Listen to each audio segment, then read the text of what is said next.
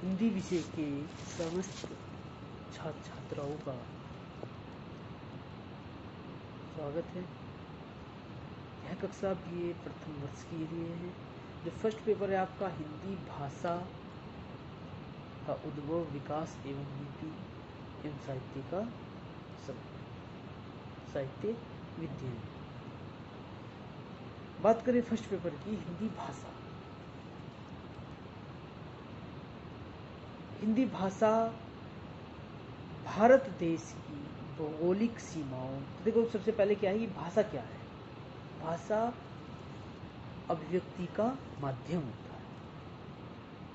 साहित्य जिस प्रकार ज्ञान का संचित कोश होता है, भाषा उसे अभिव्यक्ति का माध्यम होता है। हिंदी भाषा भारत देश की भौगोलिक सीमाओं तथा उसके लिए प्रयुक्त होने वाले नामों में निरंतर परिवर्तन होता रहता है।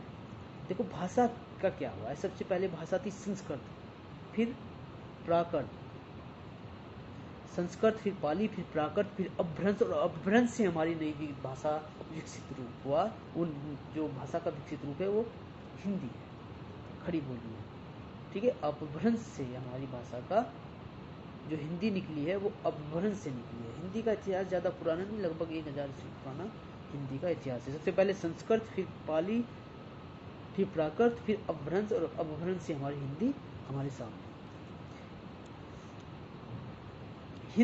देखो हिंदी शब्द आया कैसे है? भारत का पहले नाम ब्रह्मरथ, भारतखंड, जम्बूद्वीप, आर्यव्रत, उत्तरापथ, दक्षिणापथ तथा भारत इसके लिए पुरातन नाम से भी जाना जाता है, पुराना नाम। हिंद तथा हिंदुस्तान शब्द भी इसी संज्ञा के रूप में प्राचीन काल से ही व्यवहार के रूप में लिया जाता था। ये दोनों ही शब्द वस्तुतः ईरानी संपर्क से उत्पन्न हुए हैं। इसमें हिंदी शब्द के विद्वानों ने हिंदुस्तान की अपेक्षा पुरातन माना है। पारसियों ने प्राचीनतम धार्मिक जो पुस्तकाएं दंसातीर में हिंद शब्द का उल्लेख मिलता है। पंडित राम नरेश त्रिपाठी के मतानुसार ईरान के लोग महर्षि वेद व्यास के समय से ही इस देश को हिंद कहने लगे थे। ईरान के शाह गश्तसे के काल में महर्षि वेद व्यास के ईरान जाने का उल्लेख भी मिलता है। ऋग्वेद में सिंध और सप्त सिंधव शब्द नहीं, ऋग्वेद में सिंध और सप्त सिंधव शब्द नदी और 7 नदियों की निमित्त कई बार तथा विशिष्ट प्रदेश के अर्थ में एक बार प्रयुक्त। डॉक्टर भोलानाथ तिवारी के मतानुसार प्राचीन ईरानी साहित्य में हिंद शब्द का सिंधु नदी तथा उसके आसपास के प्रदेश के अर्थ में प्रयुक्त हुआ है। एक प्रदेश विशेष की संख्या के रूप में इस शब्द का प्रयोग महाभारत में भी मिलता है। संभवतः इन शब्दों ने याजकों के साथ ईरान की यात्रा की और वही हिंदू हप्त हिंदुओं या हप्त हिंदुओं के रूप में प्रचलित है। ऐसे ही पहले हिंदू, फिर हिंदू और फिर हिंद शब्द मिलते हैं। मध्यकालीन ईरानी में प्रचलित विशेष प्रकार के एक जोड़कर हिंदिक शब्द बना और जो बाद में हिंदू हुआ।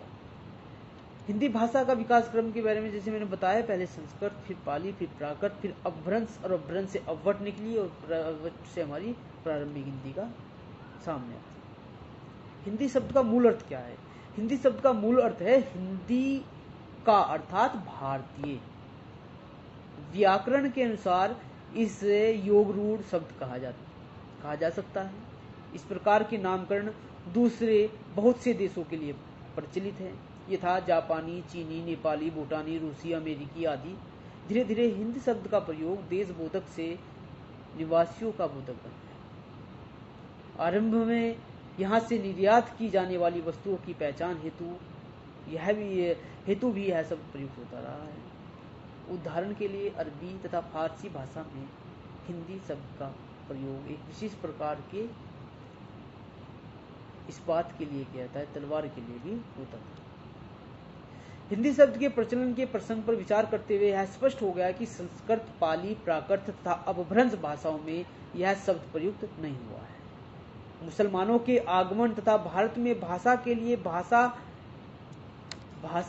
भाषा या भरवा शब्द प्रचलित थे। ये शब्द 1800 ईस्वी के बाद तक प्रचलन में रहे, जहां संस्कृत ग्रंथों की टीका की भाषा टीका कहा जा सकता था। वही फोर्ट विलियम कॉलेज में हिंदी पढ़ाने हेतु नियुक्त होने वाले लल्लूलाल एवं सदल मिश्र की भाषा मुंशी या भारवा मुंशी भी कहा गया।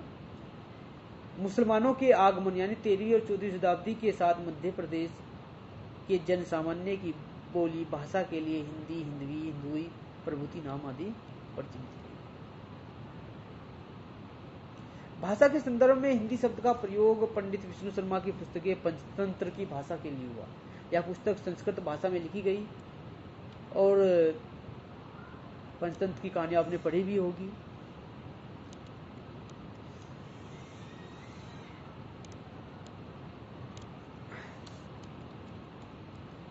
भाषा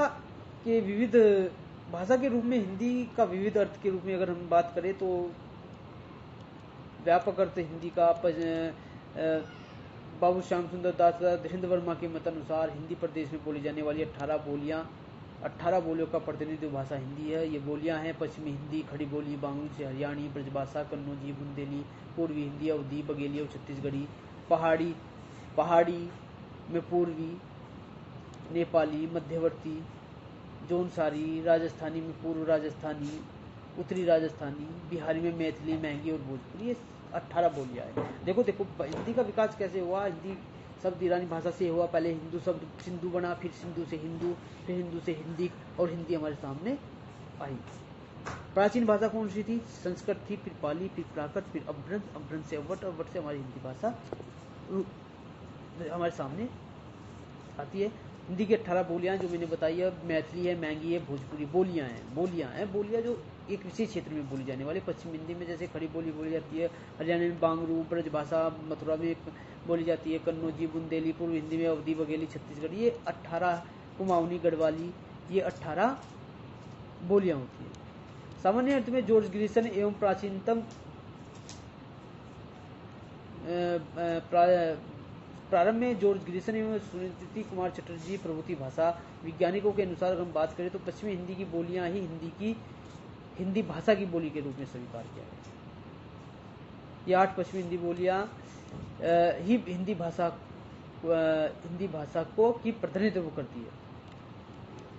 हिंदी भाषा का प्रतिनिधित्व करती है और हिंदी भाषा का एक सामाजिक आशय की खड़ी बोली हिंदी। भारतीय संविधान के अंतर्गत इसे भारत की राजभाषा के रूप में अनुच्छेद 120, 210, 343, 351 तक 8वीं अनुसूची में देश की 18 बोलियों के अंतर्गत स्थान दिया गया है। परिनिष्ठित हिंदी, मानक हिंदी या व्यावहारिक हिंदी के रूप में व्यक्त होने वाली यह हिंदी आज देश की लगभग 42% लोगों की मातृभाषा है और साथ ही 30% अन्य लोग इनका व्यावहारिक ज्ञान भी। हिंदी भाषा की उत्पत्ति और विकास की अगर बात करें तो हिंदी भाषा का पूर्णतम वियोगात्मक भाषा है। अपभ्रंश के उत्तरार्ध काल में इसका लगभग 40% स्वरूप स्पष्ट हो गया था। लेकिन बात करें, देखो सबसे पहले हमारी भाषा हमारा पेपर का नाम है भाषा, हिंदी भाषा का उद्भव, विकास एवं लिपि। लिपि क्या होता है कि लिखने का तरीका होता है। जैसे हमारी हिंदी भाषा की लिपि देवनागरी लिपि है। भाषा क्या होती है? एक तो ये आपका आएगा भाषा क्या होती है, फिर इसका समय क्या है। जैसे हम भाषा को हम 3 भागों में बांटते हैं। आदिकाल, पहले संस्कृत थी, फिर प्राकृत, फिर पाली, फिर प्राकृत, फिर अपभ्रंश। लगभग 2000 ईसा पूर्व से और लगभग 500 ईसा पूर्व के काल को हम संस्कृत का काल कहते हैं। 500 ईसा पूर्व से 1 ईस्वी तक के काल को हम पाली भाषा के अंतर्गत रखते हैं। 1 ईस्वी से 500 ईस्वी तक, 1 ईस्वी से 500 ईस्वी के काल को अब हम प्राकृत भाषा के रूप में लिखते हैं। 500 ईस्वी से 1000 ईस्वी के काल को हम अपभ्रंश के रूप में, अवट के रूप में रखते हैं और फिर 1000 ईस्वी से और अब तक के काल को हिंदी भाषा का विकसित हम मानते हैं। अब हम हिंदी भाषा का उद्भव विकास की हम बात करें तो उद्भव कब 1000 ईस्वी के लगभग। आदिकाल जो हमारा हिंदी साहित्य में आदिकाल है, मध्यकाल, आधुनिक काल है, उसके अनुसार हम बांटते हैं। आदिकाल 1000 ईस्वी से 1500 ईस्वी तक, मध्यकाल 1501 ईस्वी से 1800 ईस्वी तक और लगभग आधुनिक काल 1800 ईस्वी से अब तक के काल को हम आधुनिक काल कहते हैं, जिसके बाद आधुनिक हिंदी। जो हमारी मानक हिंदी है, परिनिष्ठित रूप है, वो हमारा आधुनिक काल में हुई। इसके पहले अवधि थी, ब्रजभाषा थी, बोलियों में बिखरी हुई थी। आदिकाल जो 1000 ईस्वी से 1500 ईस्वी तक है, इसकी हिंदी भाषा का आदिकाल राजनीतिक दृष्टि से अस्थिरता का काल कहा जा सकता है। सर्वथा मत्सन्य की परंपरा व्याप्त थी। अपभ्रंश में 8 स्वर होते थे। मध्यकाल की भाषा अपभ्रंश में लगभग अवट भाषा थी, ठीक है, लेकिन ब्रजभाषा थी, ब्रजभाषा के रूप में। मध्यकाल में हमारी ब्रजभाषा ये विकसित ब्रजभाषा अवधि के रूप में हिंदी जानी जाती रही है, और आधुनिक काल में खड़ी बोली के रूप में हमारी जो मानक हिंदी है, इसे खड़ी बोली हिंदी भी कहा जाता है, या साहित्यिक दृष्टि से ब्रजभाषा अवधि से एक तरफ अलग हटकर एक नई भाषा हमारे सामने आती है। शिक्षा, वाणिज्य, आकाशवाणी, प्रेस, दूरदर्शन के प्रभाव से व्यावहारिक हिंदी धरातल पर हिंदी नई हिंदी का विकसित रूप हुआ है। ऐसे ही हिंदी का हमारा क्या है, पहले संस्कृत, फिर पाली, फिर प्राकृत, फिर अपभ्रंश, और फिर हमारी 1000 ईस्वी में हिंदी हमारे सामने आती है। ठीक है, मैंने आपको बताया हिंदू, हिंदी, हिंदी, हिंदी आदि ये सब से हिंदी शब्द निकला है।